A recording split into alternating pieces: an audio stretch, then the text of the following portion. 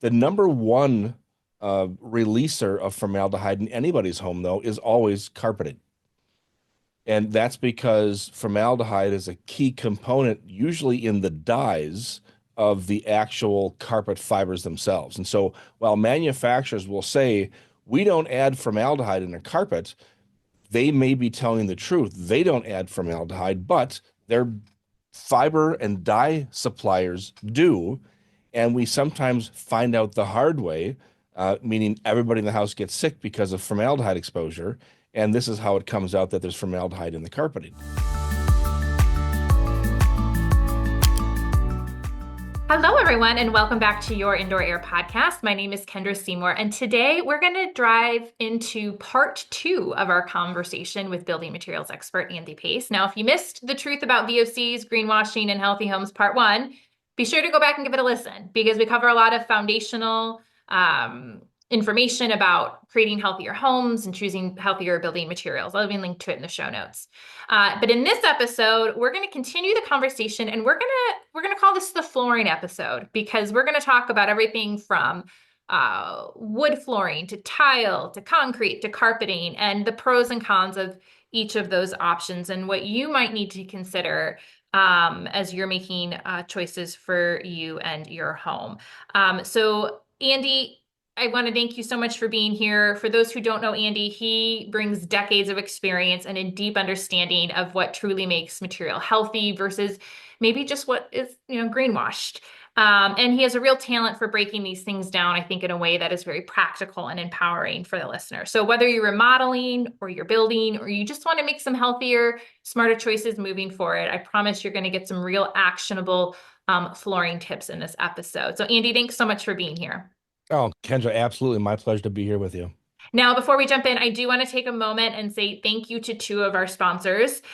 Those are Celtic IAQ and Home Safe Mold Inspectors of NWA. Now, we appreciate these companies, really all of our sponsors, so much, not just because their generosity helps keep our resources free and available to the public, helps us, advocate for better laws at the state and federal level, helps fund our research, but because they have a real commitment to the clients and the people they serve.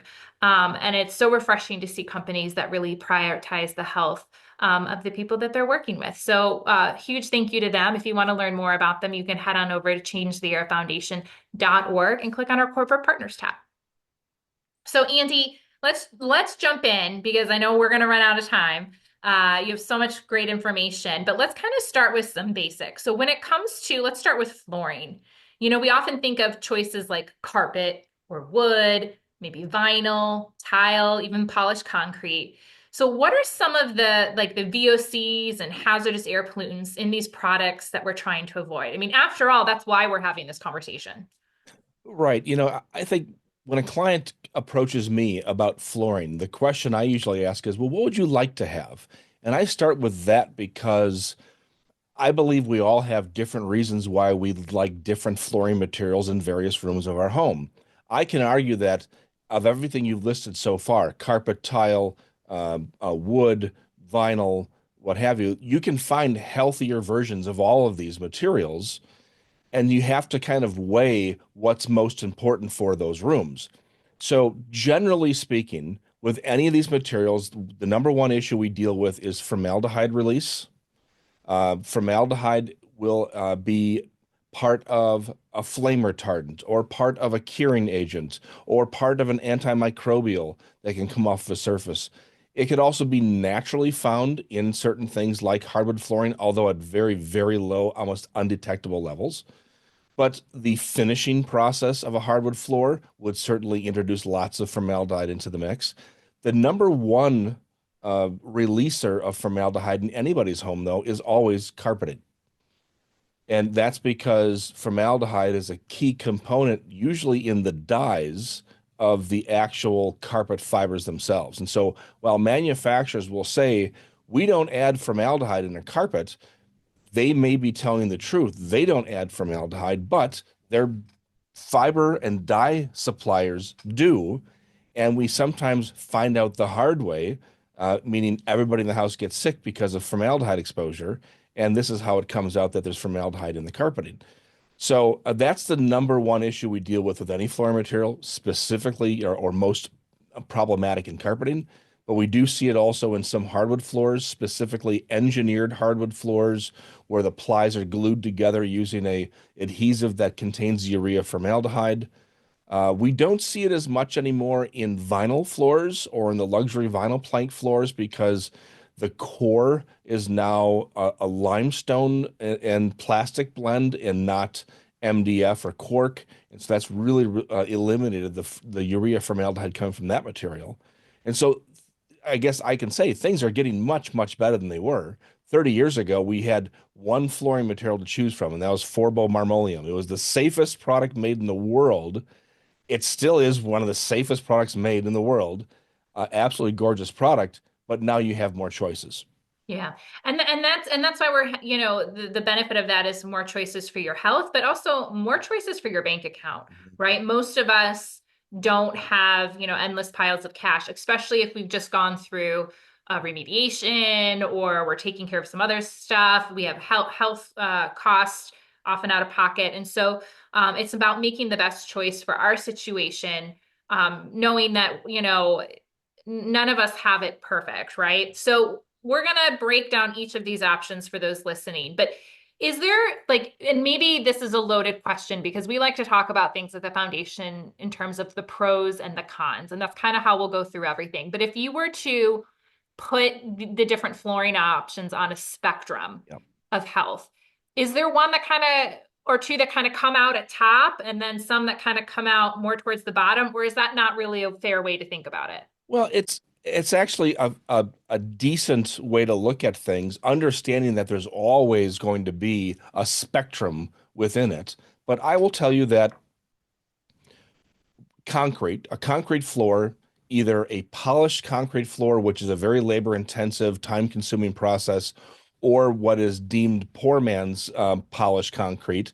I don't really like that term, but what it means is they basically just clean it and seal it, and you kind of get the same look, but it's not the same durability. But in those situations, you're dealing with if you have a slab-on grade concrete floor, well, that becomes your finished floor as well. And so, from a standpoint of cost, you can't beat it. You're talking, less than $1 per square foot all in, and you instantly know if there's moisture coming through the floor where you wouldn't with other flooring materials. There's really no chemical off-gassing to deal with anymore because the sealers, I'd recommend something like an AFM Safe Coat Mexaseal because it does not off-gas whatsoever. And so at that point, it's an inert floor with easy visibility if anything is going wrong with the slab. The downside is it's cold, it's uncomfortable, but those are those decisions you have to sort of weigh to see which one you want to go with. A step up from that might be something like uh, a natural linoleum, a glue down marmoleum product. It's actually a fairly uh, sizable step up in terms of price because a glue down marmoleum floor, although it's only about an eighth of an inch thick, it's designed to last 50 years in a commercial space. In your home, the home will probably fall down around it. It's so durable. It's naturally antibacterial and antistatic because it contains linseed oil. There is no chemical off-gassing whatsoever.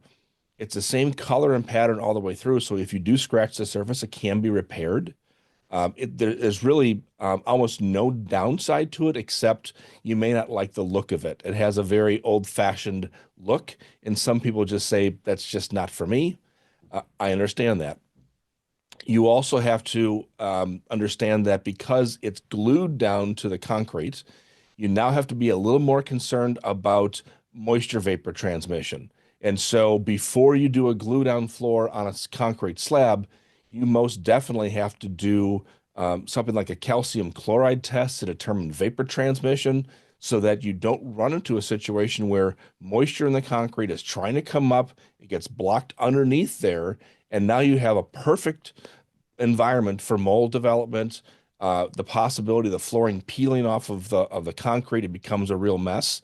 So do your diligence before the project, and then to ensure that that product lasts as long as it can. Yeah, and I'll just jump in because I've seen that happen too, even with like wood or engineered. When you have like a slab foundation, or if you have a basement and you have to be very cognizant that you're not trapping in moisture, that you're aware of those things. Right. Um, and so that's good to know. Okay, so how else would you rank the rest of them then? Yeah. So then from there you have a series of either floating floors. You can do a floating linoleum floor. You can do a floating wood floor. Again, we're talking about slab on grade situations. If it's an elevated wood deck with a basement below or the first floor below, you could then do a traditional nail down type wood floor. There's the pros and cons to the wood floors are um, durability. It has more sound deadening than concrete or natural linoleum. It gives you more of a warmer feeling. It's warmer underfoot than those other materials. Um, it can be refinished. Most of them can be refinished unless they have a very, very thin veneer. And at that point, you can do what's called a buff and recoat, essentially get rid of the scratches and refinish. You have your whole choice of styles and colors and species. There's a lot to choose from there.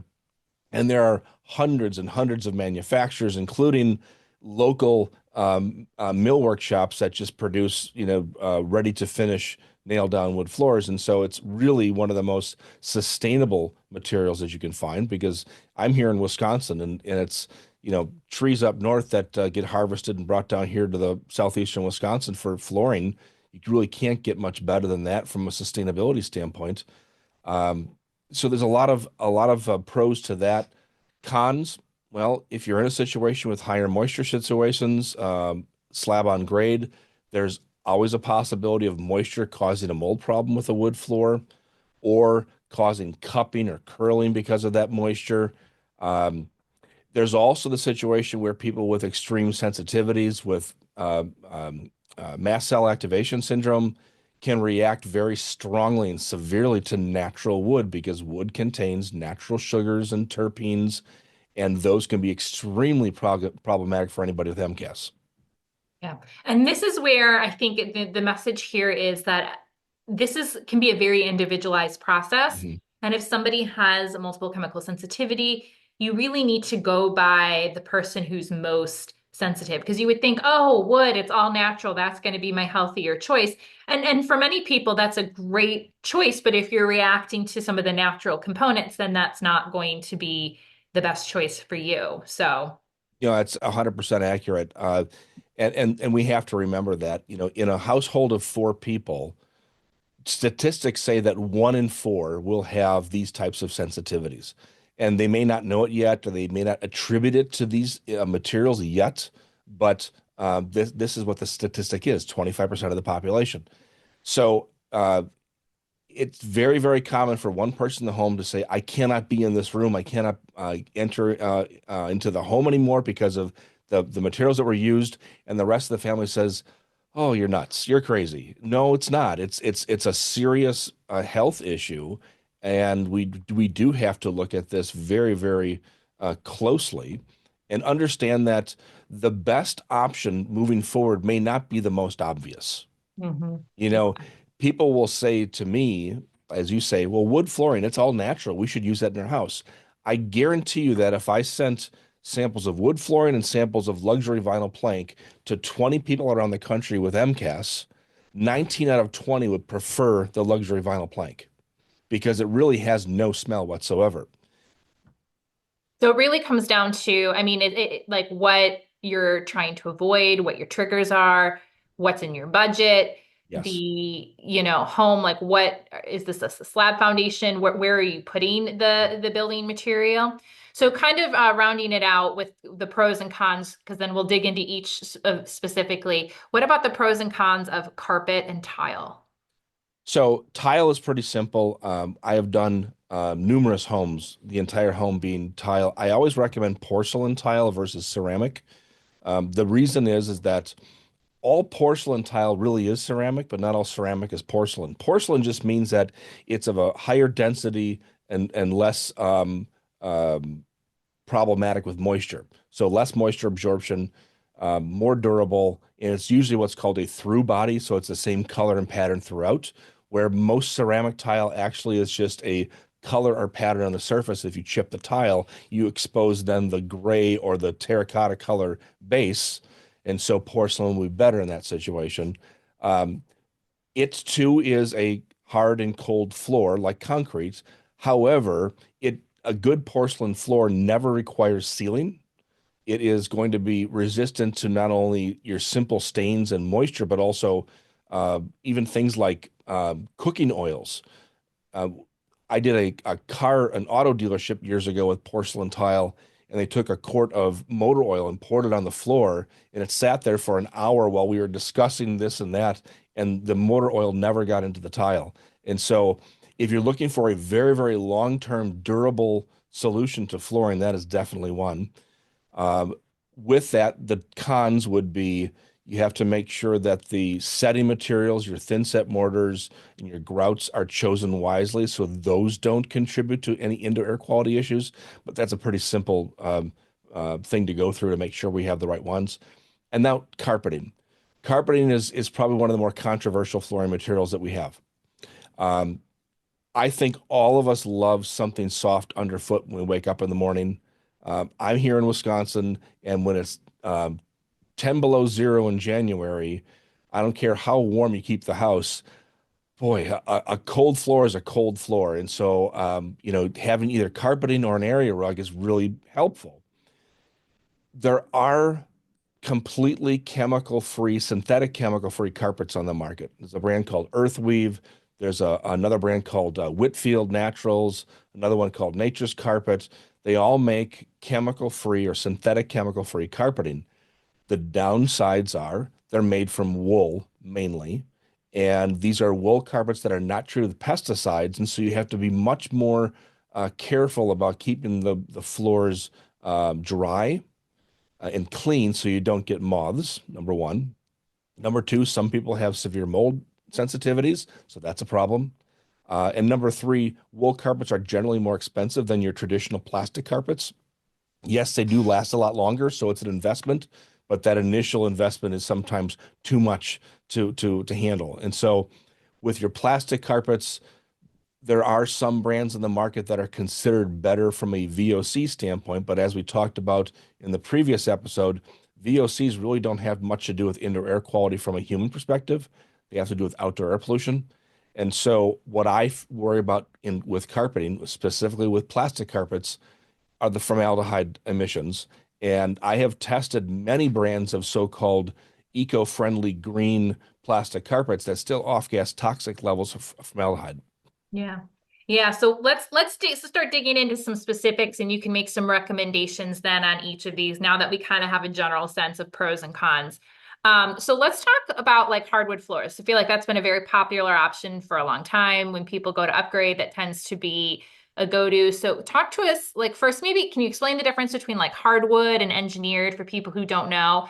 And then take us through like how are we making the healthiest choice possible? Because it's not just the product. Like if there's glues and adhesives, we need to be aware. So kind of take us through that selection process if we're going that route. Sure. So there are three main types of hardwood floors. First is your solid lumber hardwood. So it's just a solid piece, either 5/8 of an inch or 3/4 inch thick. It's routed tongue and groove to be nailed or stapled down to the substrate. That's essentially a piece of high quality hardwood lumber that is used as flooring materials. This is what we all know in homes that are 100 years old that still have those original maple floors that are still in great shape. Um, but this type of flooring material is becoming a little more difficult to procure sometimes just because of the availability of lumber.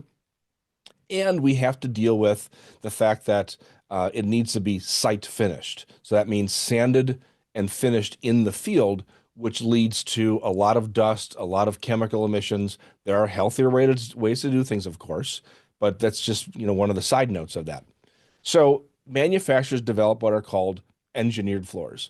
Engineered floors are simply a multi-layer wood floor, 5/8 of an inch or 3/4 of an inch thick. That's essentially, it looks like plywood. The top surface is then the species or the brand you're buying. So if you want white oak, The top of 1/8 inch roughly is going to be your wearing surface. That'll be the beautiful white oak. The rest of it will be some other mixed hardwood species. And most often these floors are pre-finished, factory finished. So you don't have to worry about dust. You don't have to worry about chemical emissions in your home. The caveat there is making sure you get finishes that are what are called UV cured. The UV curing process essentially bakes out in the manufacturing plant. It catalyzes all the chemicals, so there is no chemical off-gassing in your home. So solid wood, then engineered wood, then what's called uh, veneered hardwood. Veneered hardwood is essentially a plywood or an MDF core, and on the top surface is a very, very thin veneer of wood, roughly 1/42 of an inch. This is more of your lower cost flooring typically because you're using less of that expensive hardwood species on the surface, but can also be some of the most durable flooring materials you can buy because the core is incredibly hard, harder than plywood or harder than solid wood. So some of those floors can actually have a longer lifespan, but you have to worry about scratches and gouges. Scratches can be buffed out. Gouges have to be repaired like a piece of furniture, so it's a bit more involved. So those are your three styles, your solid wood, your engineered wood, and then your veneered wood. With all those three styles, you can get either a nail down, glue down, or a floating version. Also, with solid wood and engineered, you can sometimes get pre-finished or unfinished. And so I like to look at this as, what is the what's happening in the home? Is this a new home under construction? If so, I don't mind going with a wood that requires finishing and sealing on site because the family's not living in the house at the time. If it's a remodeling and you've got people in the home and other rooms, I'd rather you go with a pre-finished material so you don't have to deal with that. Yeah. So do you have some favorite brands, that healthier brands for each of those, just so that people can start looking into them if they're considering that route? Certainly. So with hardwood flooring, with a solid hardwood floor, with an unfinished, there really is no brand per se. It's because it's sold more like lumber. And Mhm. so with that, you would go to a local lumber yard, a flooring supply store, even the big box stores will have unfinished solid flooring lumber. But I would definitely recommend something like the AFM Safe Coat, their Durostain Pro, and their Polyuracil BP as your top coats, because I know those will not chemically off-gas whatsoever. Or if you'd like something a little bit more easy to maintain, a product like Rubio Monocoat, which is a penetrating oil sealer. This is kind of an old-fashioned way of finishing wood floors. From 100 years ago, you'd oil the floor, that oil soaks into the wood, and as the oils polymerize or swell, they actually fill up all the pores, the micro and macro pores of the wood, and it actually causes the wood to harden by about 25%. So now your floors are more durable. I will say your floors will scratch easier. However, it's very simple to fix the scratch for anybody. It's a little bit of the oil, wipe it on, wipe it off, you're done. You don't have to refinish a large area to feather it in to make it look good. I also like the fact that the oils are a lot easier to apply even at the start. It's a quicker installation. It just takes longer for it to cure. So you have to weigh that in the process. But either of those methods would work great. For engineered wood floors, lots of great brands out there. I do a lot of work with a company called Cali Floors out of California. And Cali Floors has pre-finished hardwood, bamboo from all over the world. And most of theirs will be engineered types. All of them are pre-finished. Some can be floated or be nailed down. And again, you're not dealing with the dust and of the installation process, the sanding, the finishing. And anyway, great company, Cali Floors. There are other brands as well. I mean, Cars out of Sweden is a great brand. All their floors are floating floors. And then there are some more exotics out there. Carlisle makes a fantastic um, family of wide plank hardwood floors that can be pre-finished or unfinished, but they're all engineered. because they're really wide plank. You want an engineered product so it doesn't cup or curl with moisture. So really good product. Yeah. Awesome. That's super helpful. And we'll try to link to some of those in the show notes so people don't have to hunt. So then let's talk about, I know we built our house a long time ago now, and luxury vinyl planks, LVP. There's some different names. It's gotten some interesting press over the years. When we were picking our flooring, there were like 15 options. We wanted real wood or engineered wood, and we only had three. So I didn't like it as much, but we went with that over the LVP. All of my neighbors went with LVP. So like, let's talk about luxury vinyl planks. Like what do we have to know there? Because there's been some interesting press and health and help us kind of understand that product and how it's evolved and what that might mean if we're thinking about it for our home. Certainly. Well, LVP or luxury vinyl plank flooring certainly has become the darling of the flooring industry.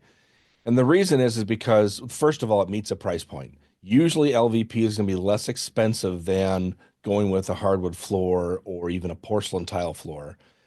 It gives you the look of wood, but it gives you more of the durability or it's more maintenance free, I'll say, than wood is. So it's become very, very popular both in remodeling and in new construction. I've walked through multi-million dollar homes built in the last few years with luxury vinyl plank flooring because even the building owners understand, people want ease of maintenance. They actually want no maintenance. And so you've got three kids running around the house with, soccer cleats on, and you hope they don't have soccer cleats on, but if that was a wood floor, it would be destroyed. Um, with a luxury vinyl plank floor, most often you might have a few scratches, but it's not a big deal. So they require very little maintenance, and you don't have to worry as much. Also, there's the knowledge that most often these floors are considered waterproof. And what I mean by that is not that it's if you get a flood in your kitchen floor from your dishwasher, it doesn't mean that water will not get through. It just means that if you get to the water in time and if you take up the floor in time, you're not going to have a damaged floor. The downside is people rely on that waterproof nature too much. And if they do have a water event, they don't understand that water is underneath the floor, just wreaking havoc on the subfloor. And that's when you run into severe problems with mold and warpage and whatnot. But it's just the luxury vinyl plank product has really gotten a lot of good press from this. The downside about luxury vinyl plank floor, I would not want to be in the manufacturing plant. I would not want to be making this stuff.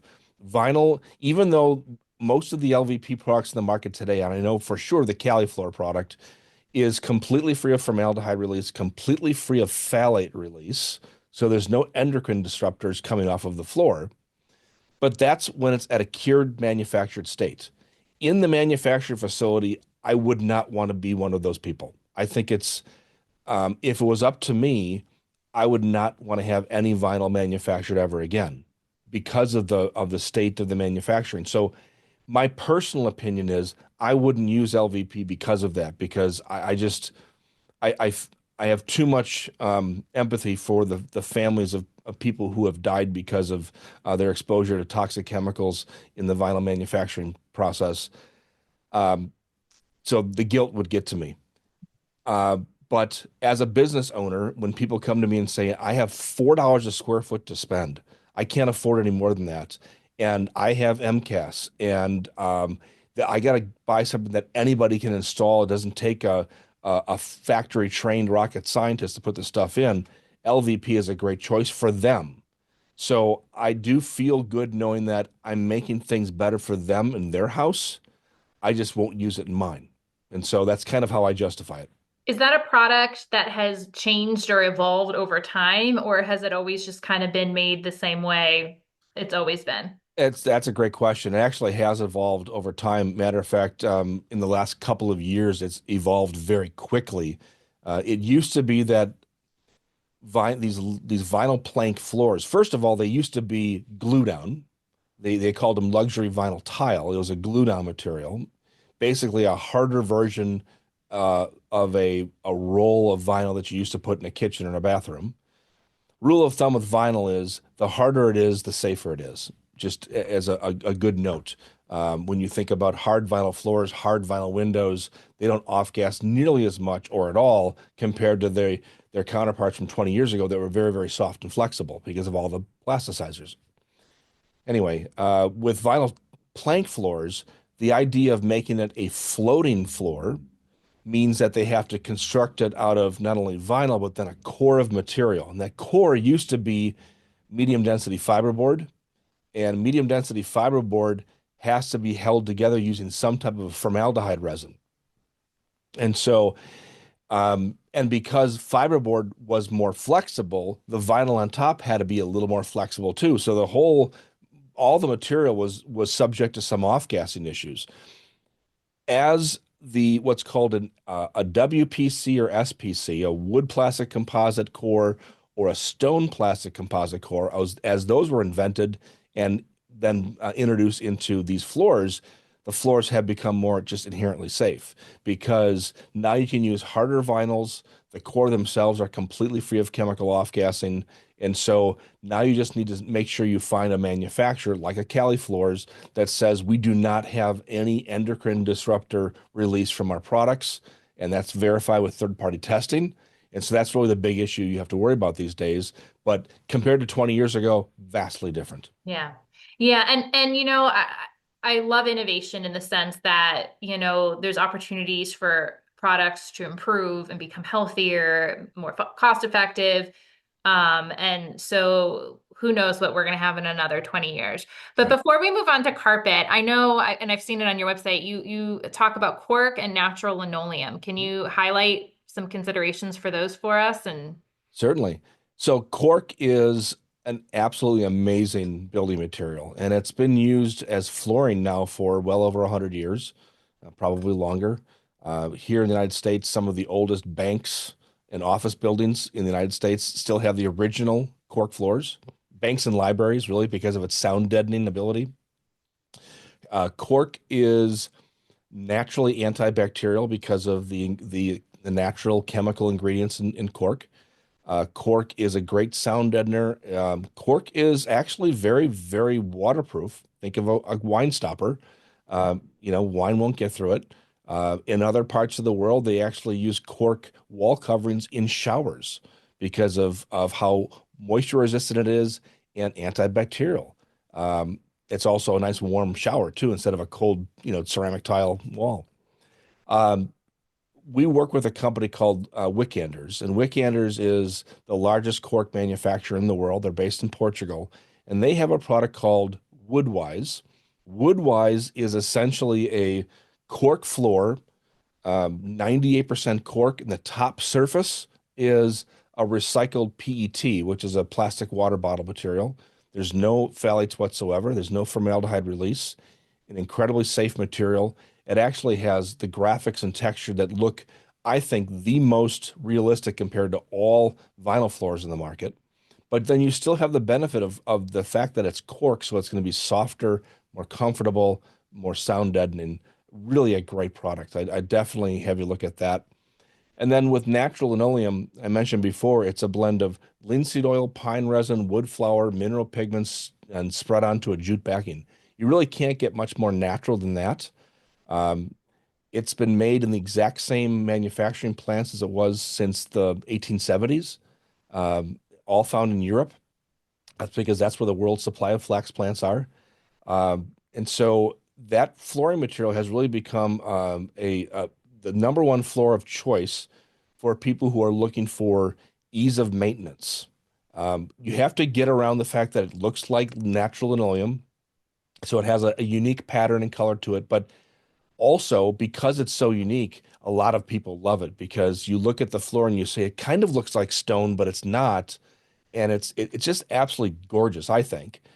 We use it in both a sheet good and a floating version. We even used it for surfaces like desktops, countertops, chair tops. It's an amazing material.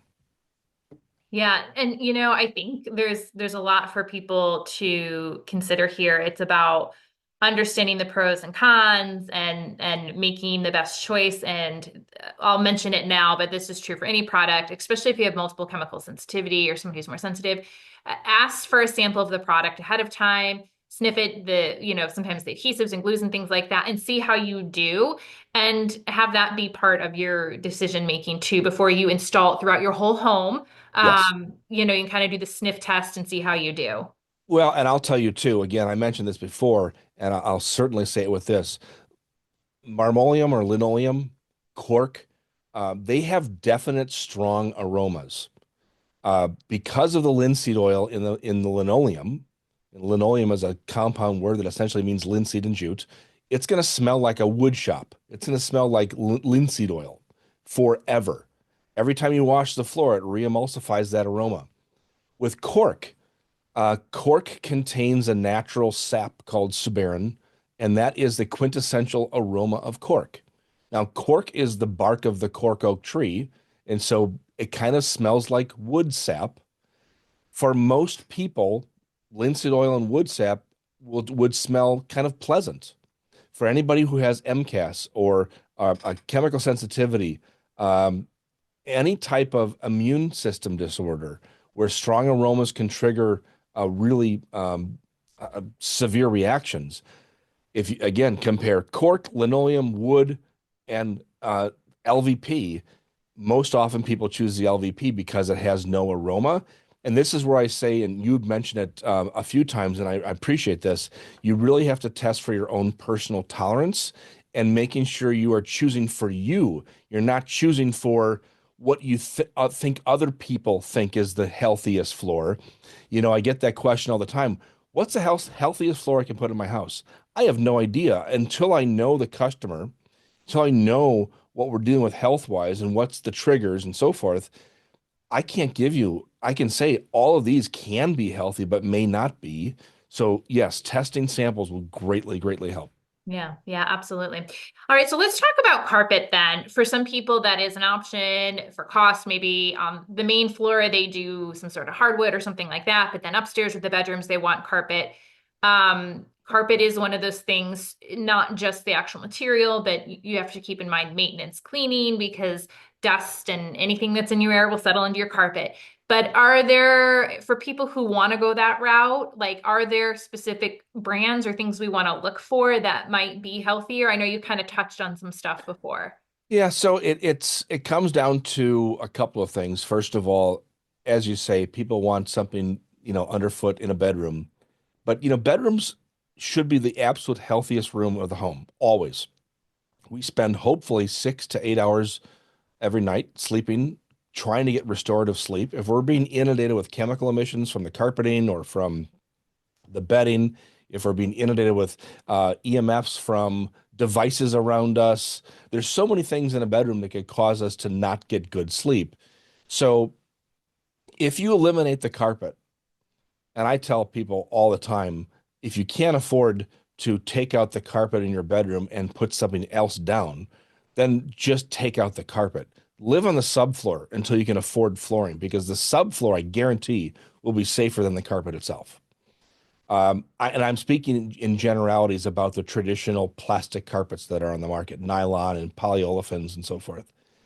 There are synthetic chemical-free carpets from Earthweave, from Whitfield, from Nature's Carpet that are made of pure wool, cotton, jute, and natural latex right from the rubber tree.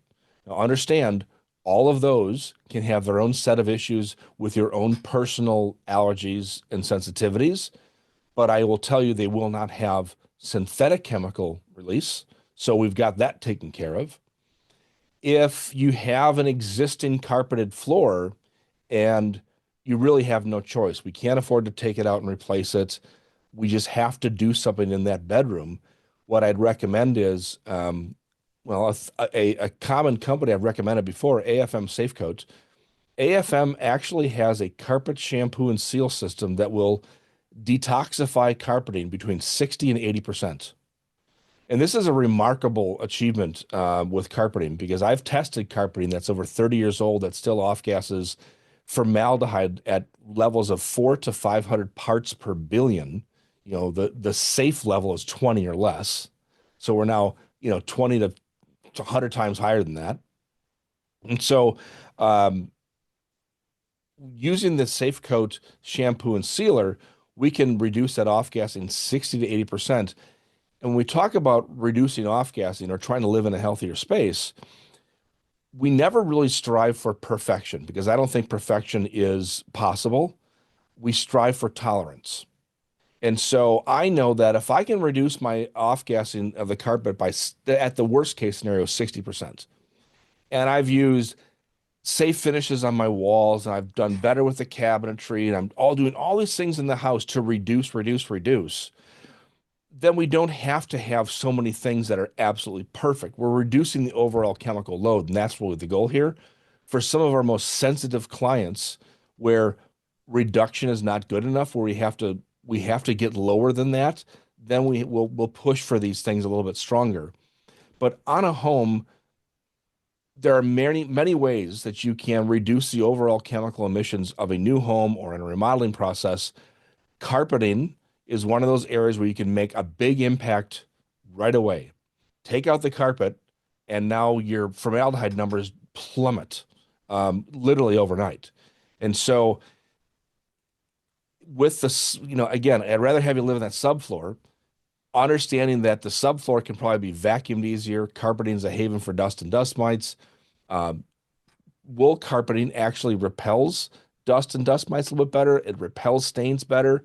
But again, you're paying for that. That's going to be at least twice the cost of a good quality plastic carpet. Yeah. And if you're listening, folks, listen, like, you don't need to panic. Like, we live in the real world. And I want you to Yes. know, like, in my home, and I've actually talked to Andy about this, we have carpet upstairs. We've been saving for years to replace it. And, we're okay, and we're making healthier choices. So we Yeah. understand that not all of these things are going to be accessible right away. But as you make plans for your future and going forward, these are things to be cognizant of. All right, so let's talk tile. I know you talked about it briefly, but it's not just tile, it's the grout and things like that. So help us like understand, how we're going to make some healthier choices here.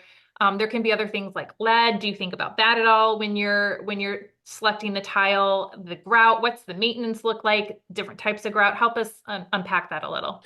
Right. So the first question I ask is if somebody's interested in tile, is what are the main driving factors for wanting tile in the house? Some people say it's because we've got three kids with soccer cleats. We want to make sure that it's indestructible. And We have honestly, dogs or yeah, something dog, like that, exactly. right? Yeah. Yeah, and that's the thing. It's like if somebody's really looking for the almost indestructible flooring material, concrete or tile will be right up there. Anything else will have a tendency to get damaged with that type of abuse. Uh, the downsides, of course, it's hard, it's cold, it's slippery. But let's just move away from those for a second. With tile, if you choose tile that's manufactured either in the United States or in Italy, chances are the tile's not going to have any lead in the glaze. Lead can still be in the glaze in tiles that are made in other parts of Europe or in Asia. And so I like to stick with tiles made in the US or in Italy. Understand that even if there was a slight amount of lead in the glaze, you would have to actually get down on your hands and knees with a metal file and start scraping that to get that to release. And so you would have a better chance of actually being exposed to lead probably in your bathroom faucet every time you brush your teeth. Let me ask you a question though. So like if you're putting in tile, chances are they're cutting somewhere on site though, the tile for certain things. So is there safety precautions Yeah. then for that you'd recommend? Yeah, I always recommend that all tiles cut outside, especially if they're using a rotary type device to cut, because it's really going to kick up a lot of dust. And it's not just a possibility of lead, but also a possibility of crystalline silica, which is, essentially what causes one of the causes of lung cancer. And so, yes, definitely cut outside. Don't have the windows open while you're doing that because I've had to remediate too many homes with crystalline silica in it because of stone and tile cutting from even on the outside. Um, and then if they're going to do like a score and snap method of the tile or clipping with a hand trimmer, that's typically fine. I always think it's a good idea, especially if it's a remodeling project, to use containment whenever you're working on a room so that any dust that's created during the process is not traveling around the entire house. I don't think you have to be as aggressive as doing mold containment, but it doesn't hurt to have your zip wall, your plastic zip walls up at the doorway, and even having a negative air machine, because at least that way, the workers themselves, when they're going in and out of that plastic door, aren't carrying it with them throughout the rest of the house. So these are just good precautions to take no matter what the project is. Um, but with porcelain tile, let's say we're doing it on a floor, uh, typically there are some substrate materials that have to be chosen. The Tile Association says that 3/4 inch tongue and groove plywood is a perfectly acceptable substrate for tile. Most of the tile installers now want to at least use a layer of cement board on top of that. My preference is to not use cement board because cement board is actually a wick that draws moisture. If your grout ever cracks, water can actually wick right through the cement board, right into your wood subfloor. And 10 years from now, you're dealing with an absolutely enormous mold problem that you didn't think you'd ever have. So what I like to do is underneath the porcelain tile is put a layer of a what's called Schluter Ditra, which is a under tile a decoupling membrane. It's actually a high density polyethylene uh, dimple board material. It keeps cracks from occurring, but in my case, what I love using it for is keeping that moisture, that water that might get through a grout crack and it won't hit the subfloor. So if someone were doing this, like I'm thinking about people who want to finish their basements, who've made that conscious choice to do that, and they want something that's not stained or sealed concrete, which we'll get to in a minute. Could tile be a Yeah. better option for something like a basement? Yeah, tile's a great option for a basement. There's a couple of ways to do it in a basement. One is if you don't care about cracks, and you have to remember with a concrete slab, the question is, what if the concrete slab cracks? The real question is, when will it crack? Mm. Because it will crack eventually. If you use a decoupling membrane like that Ditra underneath the tile, when the concrete cracks, that crack won't travel up and go into the expensive tile. The downside is that Ditra becomes a complete vapor barrier. So once again, if you're dealing with moisture in the underside of the slab, that moisture may just sit underneath that slab. So you have to be a little more cognizant of making sure you have really good groundwater capture and removal for the use of trench drains and you know uh, Some sump pumps. pumps and whatnot. Yeah, and so there's no part of tile that is a food source for mold. The thin set mortar is essentially just a thin cement. You don't want to use any acrylic admixtures, just the pure thin set mixed with water. So there's no food source in this. But again, if you have this decoupling membrane underneath the tile to prevent cracks, moisture can kind of sit on the underside of that. And if the concrete itself had already been a bit compromised with maybe past adhesives or was already compromised and starting to crumble a little bit, you could be leading to more problems down the road. So it's just a matter of making sure that a good proper inspection is done and we're utilizing the correct procedure for the material installation. But generally speaking, the use of tile in a basement is perfectly acceptable and a very good way to go. Yeah.